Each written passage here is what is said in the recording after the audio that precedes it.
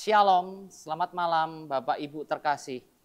Kembali dalam acara Remas STMJ, Renungan Malam Singkat Stella Maris Jepara, Rabu 20 November tahun 2024 di Gereja Yohanes Baptista Mayong.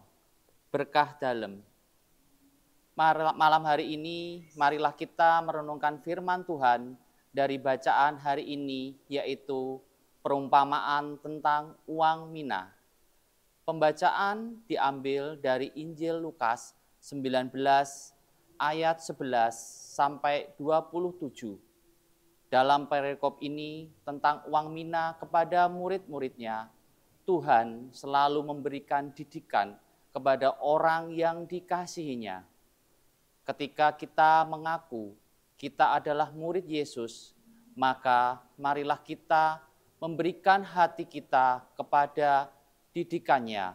Dalam perumpamaan tentang uang mina ini, ada 3 hal yang akan kita pelajari. Yang pertama, Tuhan sebagai Raja atas hidup kita.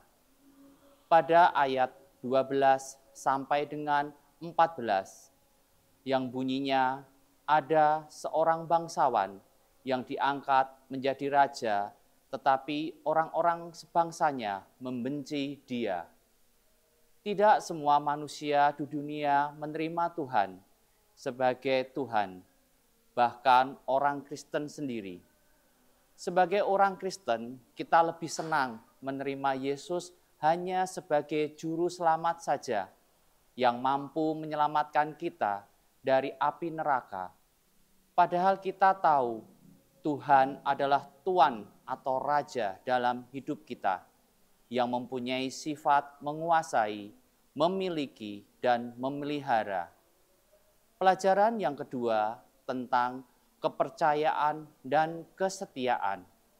Pada ayat 13 berkata, Ia memanggil 10 orang hambanya dan memberikan 10 mina kepada mereka. Katanya, pakailah ini untuk berdagang sampai aku datang kembali. Percaya dan setia adalah 2 sifat Tuhan Yesus yang sering kita baca dalam kitab suci.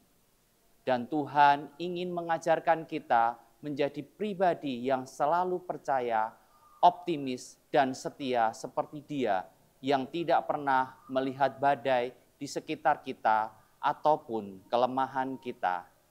Karena Dia setia menyertai kita sampai Dia datang kembali. Yang ketiga, dari apa yang kita dapat adalah pelajaran tentang tanggung jawab. Mina dalam perumpamaan ini berarti hidup yang diperoleh karena kasih karunia Allah dalam penebusan Yesus Kristus.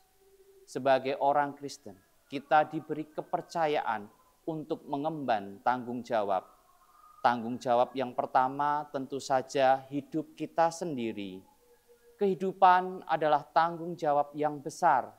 Bertanggung jawab atas hidup kita artinya kita mentaati Tuhan Yesus yang adalah Raja, sehingga hidup kita berakar dan berbuah seperti Kristus.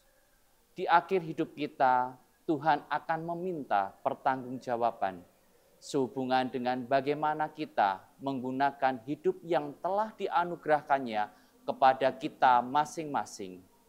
Ada yang menghasilkan 10 mina, ada yang menghasilkan 5, bahkan ada yang tidak menghasilkan apa-apa.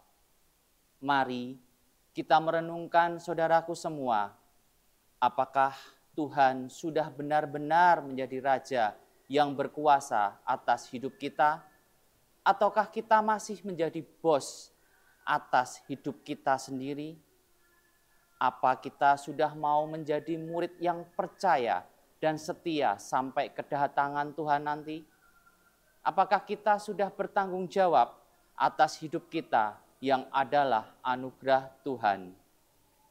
Masihkah kita hidup untuk diri sendiri, ataukah berbuah menjadi terang dan garam bagi sesama kita? Semoga kita tidak hanya sibuk dalam aktivitas rohani, dan agamawi saja, tetapi tidak ada perubahan hidup.